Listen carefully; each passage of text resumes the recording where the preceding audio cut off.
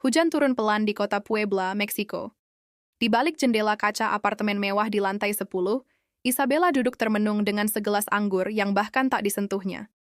Sofa kulit putih mahal, lukisan-lukisan modern di dinding, dan gemerlap lampu gantung kristal, seakan tak mampu menutupi sunyi yang merambat dalam hatinya. Isabella Alvarez, wanita 38 tahun, cantik, elegan, dan berasal dari keluarga pebisnis berpengaruh.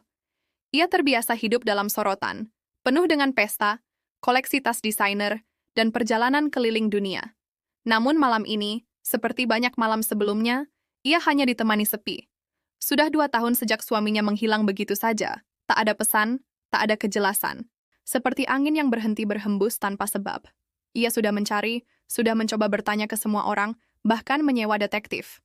Tapi hasilnya nihil. Yang tersisa hanya kenangan dan luka yang belum pulih. Ia bangkit dari sofa dan menyalakan layar televisi, lalu berpindah ke saluran YouTube, berharap menemukan hiburan. Tangannya berhenti ketika sebuah video sederhana muncul di rekomendasi. Judulnya, Soto Keliling, Rasa yang Menghangatkan Hati. Thumbnailnya menunjukkan seorang pria dengan gerobak kayu di gang kecil yang ramai. Isabella ragu, tapi kemudian ia klik. Video itu sederhana. Seorang pria dengan kulit sawo matang, mengenakan kaos oblong, berjalan mendorong gerobak soto. Ia melayani pelanggan dengan senyum tulus, bercerita tentang perjuangannya membiayai adik-adiknya sekolah. Tapi yang paling menarik perhatian Isabella bukan sekadar sotonya, melainkan cara pria itu bercerita. Yang penting ikhlas, Bu. Walau hidup berat, kalau hati kita hangat, rasanya tetap bahagia, ucap pria itu di video, menjawab pertanyaan seorang pelanggan. Isabella terdiam. Kalimat itu menggema di telinganya, seperti sesuatu yang telah lama ia cari. Ia memutar ulang videonya, lalu membuka channel YouTube si penjual soto. Ada beberapa video lain, saat hujan turun, saat gerobaknya bocor, dan saat ia tertawa lepas bersama anak-anak kecil yang menghampirinya. Malam itu, untuk pertama kalinya setelah sekian lama, Isabella tersenyum kecil. Bukan karena pesta atau hadiah, tapi karena video sederhana seorang pria yang jauh di belahan dunia lain. Dan entah kenapa, senyum itu terasa jujur. Malam itu, setelah Randy pulang meninggalkan gerobaknya yang sudah kosong, Isabella duduk sendirian di teras rumah kontrakannya yang sederhana. Angin malam berhembus pelan, membawa aroma sisa hujan yang masih menempel di dedaunan. Ia memandangi langit, berusaha memahami isi hatinya yang mulai kacau. Isabella menutup matanya. Untuk pertama kalinya sejak ia datang ke Indonesia, ia merasa rapuh. Perasaan yang selama ini hanya ia simpan perlahan membesar, bukan hanya karena kebaikan Randy, tetapi karena cara pria itu membuatnya merasa normal. Bukan sebagai janda kaya yang ditinggal mati suami, bukan sebagai wanita asing yang dilirik karena harta, tapi sebagai manusia yang dilihat dari hatinya. Keesokan paginya, Isabella memberanikan diri. Ia memasak sendiri untuk pertama kalinya sejak tinggal di Indonesia. Resep khas Meksiko yang ia bawa dari masa lalu. Sopa de lima. Bukan untuk siapa-siapa, tapi untuk Randy. Ia membungkusnya rapi, lalu berjalan kaki menuju tempat biasa Randy mendorong gerobaknya sebelum mulai berjualan. Sesampainya di sana, Randy terlihat sedang membersihkan panci besar dan memeriksa sisa bahan di gerobaknya. Pagi, Randy, sapa Isabella sambil menyodorkan bungkusan. Hari ini, saya yang ingin menawarkan makanan pada kamu. Randy tampak terkejut, tapi menerima dengan senyum yang tak bisa disembunyikan. Wah, ini kejutan yang luar biasa, Bu Isabella, tapi kenapa repot-repot? Isabella duduk di bangku kayu dekat gerobak, lalu menatapnya lurus. Karena saya sudah memutuskan. Saya tidak ingin hidup berdasarkan apa kata dunia. Saya ingin memilih berdasarkan hati saya sendiri. Dan hati saya ingin mengenalmu lebih dalam, bukan sebagai penjual soto, tapi sebagai Randy. Randy terdiam. Tak ada kata yang keluar selama beberapa detik. Tapi senyumnya dan cara matanya memandang Isabella, itu sudah cukup untuk menjawab semuanya. Di sela kebisingan kota kecil dan deru motor yang lewat, ada dua hati yang akhirnya memutuskan untuk mencoba. Mereka tidak tahu kemana arah hubungan ini akan pergi, tapi satu hal pasti. Hari itu, untuk pertama kalinya, cinta mereka bukan lagi tentang keberanian menembus batas, tapi tentang ketulusan untuk saling menerima. Hari-hari berlalu dengan manis bagi Isabella dan Randy. Mereka belum resmi menjadi pasangan, tapi semua orang bisa melihat betapa keduanya mulai saling melengkapi. Warga sekitar mulai terbiasa melihat Isabella ikut membantu Randy mencuci peralatan setelah berjualan atau duduk berdua sambil menikmati teh hangat di depan rumah. Semuanya tampak berjalan damai. Hingga satu panggilan telepon dari seberang dunia mengubah segalanya. Isabella menerima panggilan itu di sore hari, saat Randy sedang berdagang. Di layar ponsel terpampang nama Tia Rosa, tante yang sejak dulu menjadi penopang hidup Isabella setelah kematian orang tuanya. Begitu ia angkat, suara di seberang terdengar tegas dan khawatir. Isabella, kamu harus pulang. Ini sudah cukup. Apa yang kamu kejar di sana? Kamu bukan gadis miskin yang harus jatuh cinta pada penjual makanan keliling. Isabella menarik napas dalam. Ia sudah menduga kabar tentang hubungannya dengan Randy akan sampai juga ke Meksiko. Tia, aku bahagia di sini. Aku menemukan sesuatu yang tidak pernah aku rasakan sebelumnya. Seseorang yang melihatku bukan karena harta atau nama keluarga kita. Kebahagiaan seperti itu tidak akan bertahan lama. Kamu berpikir cinta bisa mengalahkan semua? Bagaimana jika dia hanya memanfaatkanmu? Bagaimana jika kamu jatuh miskin? Kamu akan menyesal, Isabella. Dengarkan suara akalmu, bukan hatimu. Kata-kata itu seperti palu yang menghantam dada Isabella. Ia tahu Tia Rosa mencintainya, tapi cara mereka melihat dunia terlalu berbeda. Tia selalu hidup dalam logika dan garis keturunan, sedangkan Isabella mulai percaya bahwa kadang kebahagiaan ada di tempat paling tidak terduga, seperti di gerobak soto pinggir jalan. Setelah menutup telepon, Isabella duduk lama di ruang tamu. Ia merasa terjepit antara dua dunia. Satu yang nyaman dan penuh kendali, satu lagi penuh ketidakpastian tapi hangat dan jujur. Saat malam tiba, Randy datang membawa sebungkus tahu goreng kesukaan Isabella. Kamu kelihatan lelah, semuanya baik-baik saja? Isabella tersenyum kecil. Baru saja bicara dengan keluargaku di Meksiko. Mereka ingin aku pulang, segera. Randy terdiam. Ia tahu, cepat atau lambat hal ini akan datang. Kamu akan pergi? Tanyanya pelan. Isabella menatapnya. Aku tidak tahu, tapi aku tahu satu hal. Aku tidak ingin kehilangan seseorang yang membuatku merasa hidup kembali. Hari itu langit mendung, seakan tahu bahwa akan ada hati yang patah. Isabella berdiri di depan rumah kontrakannya, koper besar sudah siap di sampingnya. Tiket ke Meksiko ada di tangannya, pulang untuk menenangkan keluarga, untuk berpikir jernih, kata Tia Rosa. Tapi dalam hati, Isabella tahu, ini bukan tentang logika, ini tentang perpisahan yang tidak pernah ia inginkan. Randy datang tergesa, masih mengenakan celemek lusuhnya, tangan masih bau bawang putih dan daun seledri. Napasnya terengah saat ia melihat Isabella yang bersiap pergi. Jadi, kamu benar-benar akan pergi? Tanya Randy, suaranya nyaris berbisik. Isabella mengangguk pelan. Aku harus, Randy. Mereka memberiku waktu sebulan. Kalau aku tidak pulang, semua akan jadi lebih rumit.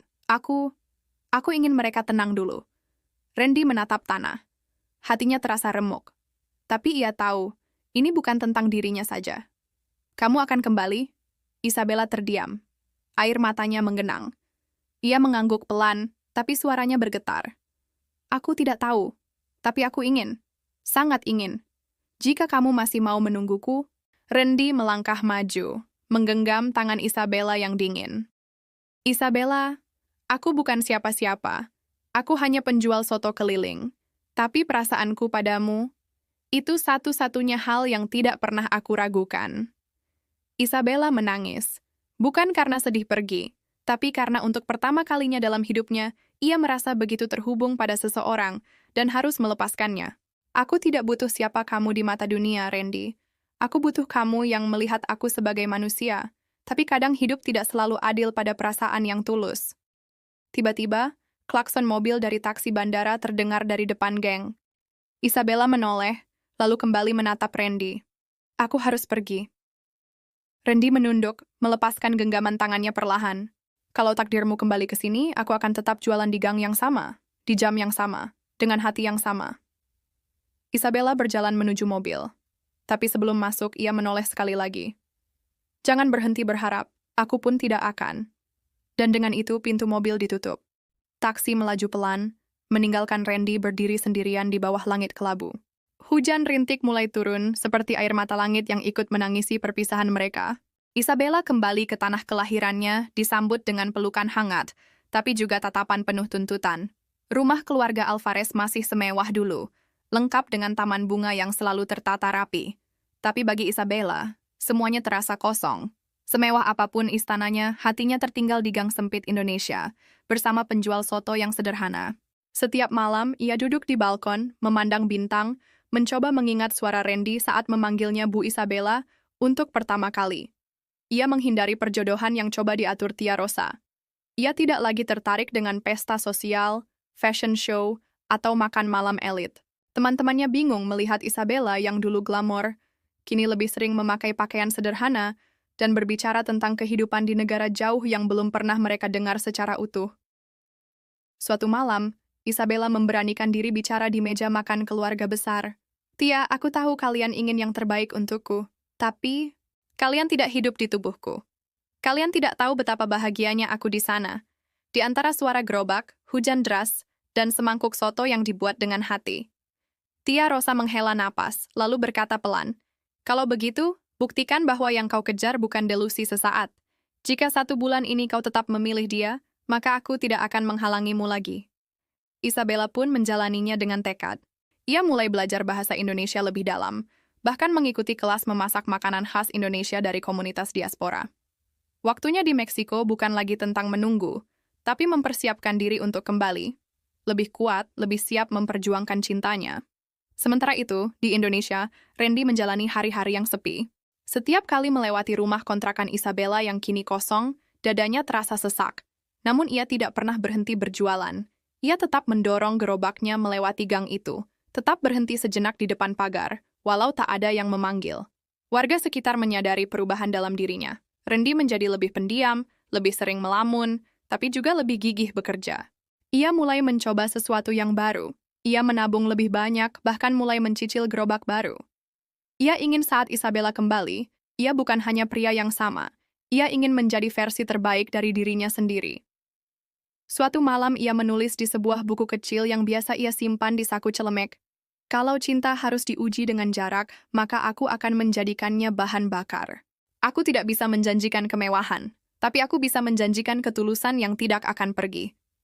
Hari-hari terus berlalu. Tapi di hati Randy, harapan itu tetap menyala, karena ia percaya, jika cinta mereka nyata, maka langit manapun tak bisa memisahkan mereka terlalu lama. 2 minggu sebelum Isabella dijadwalkan kembali ke Indonesia, sebuah berita mengejutkan muncul di media lokal dan menyebar cepat ke media sosial. Warga Meksiko dilaporkan terlibat dalam kasus penipuan investasi UMKM di Bandung. Salah satu nama yang disebut dalam artikel, meski tidak langsung, adalah Isabella Alvarez, lengkap dengan foto wajahnya saat menghadiri bazar kuliner kecil bersama warga. Randy yang sedang mendorong gerobak tiba-tiba dihampiri aparat kelurahan dan diminta keterangan. Beberapa warga mulai bergunjing. Sebagian percaya bahwa Isabella hanya turis kaya yang mencari sensasi atau bahkan mengincar keuntungan lewat relasi di lingkungan lokal. "Dia terlalu cantik untuk jatuh cinta sama penjual soto," bisik tetangga Randy. "Pasti ada maksud tersembunyi. Siapa tahu dia agen asing," tambah yang lain. Randy berusaha tenang, tapi dalam hati ia mulai goyah. Apakah benar selama ini Isabella menyembunyikan sesuatu? Ia mencoba menghubungi Isabella, tapi panggilannya tak dijawab. Ia mulai berpikir, apakah ini akhir dari segalanya? Sementara itu di Meksiko, Isabella sedang berjuang membersihkan namanya. Ia mengetahui bahwa salah satu pengusaha yang dikenalkannya secara tidak sengaja kepada komunitas UMKM di Bandung ternyata menggunakan namanya untuk menggait investor. Isabella merasa tertikam dari belakang. Ia bukan pelaku, tapi media terlanjur membuat narasi sendiri. Tia Rosa langsung memanfaatkan situasi ini untuk menekan Isabella. "Lihat, kamu bahkan belum menikah dengannya dan sudah membawa aib. Bayangkan jika kamu benar-benar pindah ke sana." Isabella hancur. Ia merasa cintanya diuji habis-habisan. Tapi yang lebih menyakitkan adalah, Randy mulai menjauh. Ia hanya membalas pesan singkat dengan jawaban dingin. Ia tak tahu bahwa di Indonesia, Randy sedang mengalami badai keraguan dan tekanan sosial yang luar biasa. Seminggu sebelum keberangkatannya, Isabella mengirim satu pesan terakhir kepada Randy. "Jika kamu percaya padaku, temui aku di tempat pertama kita bertemu, hari Minggu jam 5 sore. Kalau kamu tidak datang, aku akan kembali ke Meksiko untuk selamanya. Tapi bukan karena aku tak mencintaimu, hanya karena kamu memilih untuk tidak mempercayaiku." Randy membaca pesan itu berkali-kali. Hari Minggu terasa seperti garis finish, tapi juga jurang. Ia harus memilih, mengikuti suara hatinya, atau tunduk pada tekanan dan prasangka orang-orang. Hari Minggu datang dengan langit yang luar biasa indah. Matahari menurunkan sinarnya perlahan, mewarnai langit dengan gradasi jingga dan ungu. Isabella berdiri di tempat pertama kali ia membeli soto Randy. Di pojok kecil dekat taman, di bawah pohon tua yang daunnya berguguran. Tangannya bergetar memegang tas kecil. Ia sudah siap dengan segala kemungkinan. Siap jika Randy datang. Siap juga jika harus pulang sendiri. Waktu berjalan. Jam di ponselnya menunjukkan pukul 5.15 sore. Belum ada tanda-tanda Randy. Setiap suara langkah membuat hatinya melonjak, lalu patah lagi. Ia mencoba menahan air mata. Mungkin dia sudah memutuskan, gumam Isabella, hampir berbalik pergi. Tapi tepat saat itu, dari kejauhan, suara roda gerobak bergemuruh perlahan. Bukan suara mobil mewah, bukan deru motor, tapi suara paling sederhana dan paling dirindukannya. Randy datang, dengan gerobak sotonya, mengenakan celemek lusuh kebanggaannya. Ia berhenti di depan Isabella. Wajahnya tampak lelah, tapi matanya berbinar dengan keyakinan yang baru. Tanpa banyak kata, Randy menatap Isabella dalam-dalam. "Aku bodoh karena sempat meragukanmu," katanya dengan suara serak. "Tapi lebih bodoh lagi kalau aku membiarkanmu pergi tanpa bertarung untuk kita." Isabella tidak bisa menahan air matanya. Ia tertawa kecil di antara tangis.